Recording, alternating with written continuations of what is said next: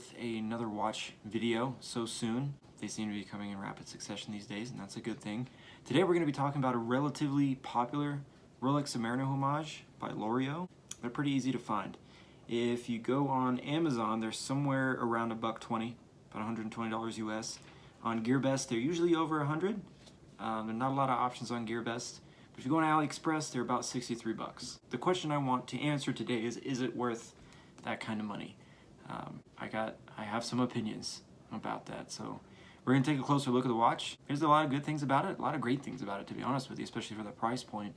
But there was also a big issue, with mine at least, and I think it was a one-off fluke with some quality control issue.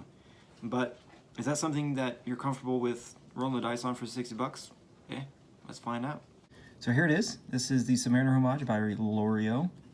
And honestly, it's a decent looking watch. It's a decent size. I'll go ahead and get the quick points out of the way real quick. So at its narrowest point, the case is about 38 millimeters. I think it's advertised at 40. Well, the bezel does protrude a little bit, and at the bezel it's about 39.5, so that makes sense. The bezel and the crown, from the edge of the bezel to the crown, it's about 45, about 44.5. It's a little bit bigger than the Invicta Pro Diver.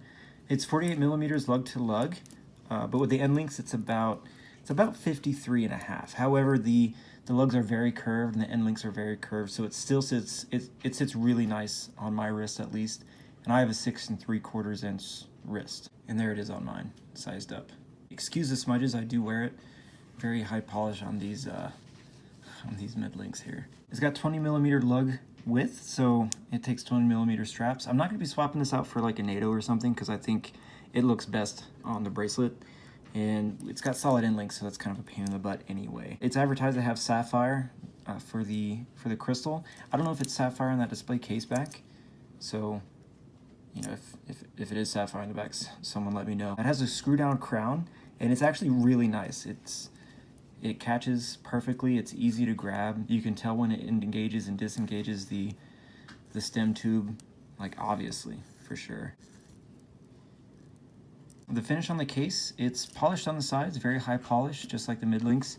It's got decent brushing, not very deep, pretty superficial brushing on the top of the lugs. And these edges here are relatively sharp. They're not too bad. They're beveled a little bit, but these edges here on the bottom of the case are very sharp. I'm not going to cut myself on it, but it's not uncomfortable to wear, but they are pretty sharp. It's rated for 200 meters water resistance. I'm not sure how accurate that is, but I have worn it in the shower and haven't had any issues since. I think they could have saved a little bit of money and not gone with a display case back, because it's not a very pretty movement, to be honest with you. The signing on the rotor isn't very deep, and of course you see all those disgusting little smudges in there. I've read that it has a Seagull ST16 movement, and if it does, you know, I'm pretty stoked. I haven't had any bad experiences with anything that Seagull has ever produced. So if it is a Seagull, it might be a workhorse. I'm not too familiar with the ST16, but it does hack, it does hand whine. They're rated, I think they're advertised for plus or minus 13. Either way, it has a 36-hour power reserve, not too bad, but you know, with the ability to hand wind it, I think the power reserve is a non-issue either way, especially for, like I said, 60 bucks. That's ridiculous. So since I have the bracelet split, might as well take a look at it. It's got solid links, from what I can tell. Very high polish on the sides, brush on the outside links, and high polish on the mid links. And I have worn it around, so it's got some scratches and smudges already. It's got push pin adjustment for the links there. Very clear instructions. The clasp isn't bad for the price point. It does lock very securely, and it's got those buttons in there too. It only has 3 holes for the adjustment, for micro adjustments, which, you know, as a diver, you'd want a few more. The dial, it's gloss black with applied indexes. To the naked eye, I didn't see any blemishes. I looked at it real close with just my eyeball, and I couldn't see any blemishes. With my 10-time magnifying loupe, I did see a few nicks on the index at the 6 o'clock. It's got Mercedes hands that, upon close inspection, are also very well done. It has terrible lume. It's not even worth a lume video, to be honest. And the Cyclops, it's not exactly aligned. I don't know how well you can tell in the video. Disregard the bezel. We'll get to that in a second. I think I want to remove the Cyclops. I haven't done that before. I hear it's pretty easy. I'm kind of nervous to do it because apparently you got to blast this thing with a torch to heat it up to get it off of there. All right, so I popped out those solid end links. The main thing I wanted to talk about with this watch, and the reason that you haven't seen a video yet, even though I've had it for about 2 weeks, is this bezel. Now, when I got this watch, I was immediately impressed, you know, with the weight, the heft of it, finish on the case, especially for that $60. But when I went to turn the bezel, it just spun free in both directions, and it had a really weird grinding noise. It didn't click at all. It clicks now, and the clicks are very, you can feel them, they're very substantial. It doesn't sound too tinny for how cheap it is. There is some tolerance issues, so the bezel, it kind of wiggles up and down that way. Pretty bad. It's got some back play, but it's not too bad, to be honest with you. It's got aluminum bezel insert, which is pretty prone to scratching. No pip, of course. But the biggest issue, like I mentioned, was the fact that I could free spin. And I probably should have returned the watch, but I didn't spend much money on it, and I waited for it to get here for a long time, so I was like, screw it, I'll just fix it.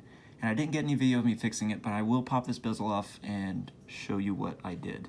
Okay, so a little bit of a tutorial. If you want to take a bezel off, you're going to need the watch. You're going to need some type of blade to pry it open with. This is a pretty common cheap tool that comes in watch repair kits, and it's a blade for bezels and those snap-on case backs for like quartz watches and stuff. You're also going to want to have a way to protect the case while you're taking the bezel off, and I just use cheap Scotch tape. You probably get better results from electrical tape or masking tape or something like that. But this bezel is actually pretty easy to take off and put back on, so you don't need anything too substantial. If you were doing this to like a Seiko, you probably want something better than this just kind of tape. I'm going to be using this lug as my leverage point, so I'm going to get this as close to the bezel as I can, and that'll do it. And I have a whetstone that I just keep this sharp on. Just wiggle it in there. Pry up. There we go. Easy. And the bezel just comes right off.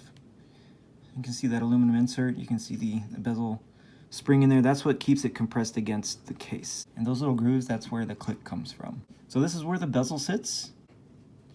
It's a little grimy in there, probably because I had some issues with it. So this right here, this is a spring-loaded detent. This is what actually like presses against the click, little notches in the bezel, little ratchet notches in there.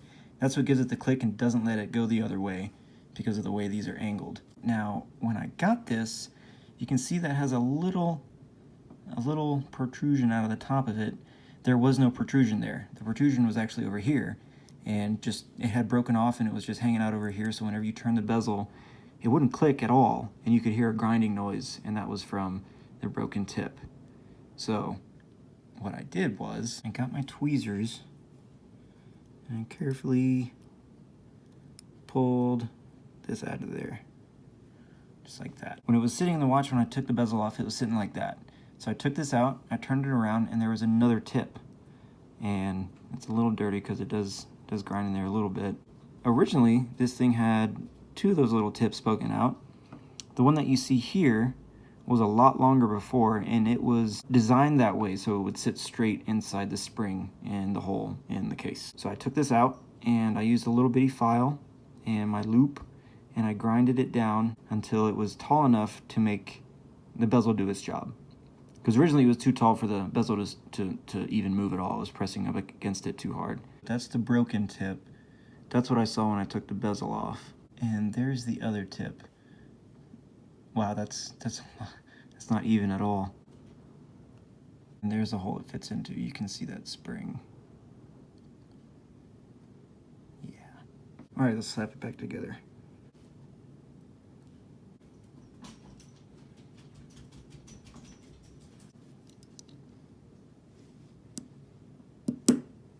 Ta-da! And it works. Still works. Pretty happy about that. There we go. Back on the wrist. And smudgy. Yeah. So anyway, that's the LOREO Submariner homage. Let me know what you think. You think it's worth 60 bucks?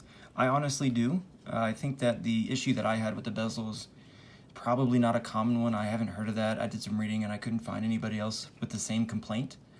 Not to say that it doesn't happen, but I like the watch and I'm happy to wear it now that it actually works and I can time my boiled eggs. Thanks for watching, guys. I hope you enjoy it. Check out my Instagram. I'm gonna throw my alias up on the screen right now, and there's gonna be a link in the description. A lot of cool watches on there that I haven't talked about here. Let me know what you think. Leave me a comment, please. Let me know what you want to see. Let me know what you think about this watch. And as always, guys, wear what you like. It's hard to say no. It's hard to say no.